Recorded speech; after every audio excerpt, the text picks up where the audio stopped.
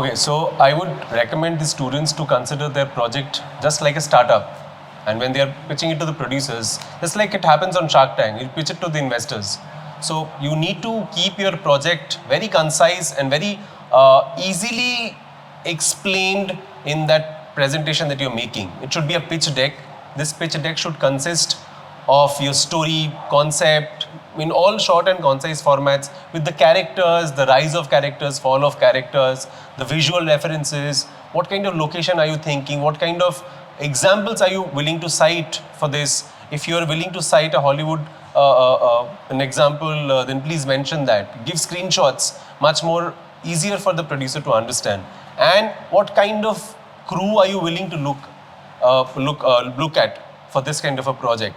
So if you're willing to look at somebody like Shudip Chatterjee, please mention that. If you're willing to have somebody like a Gopi Bhagat from the regional market, you can also mention that.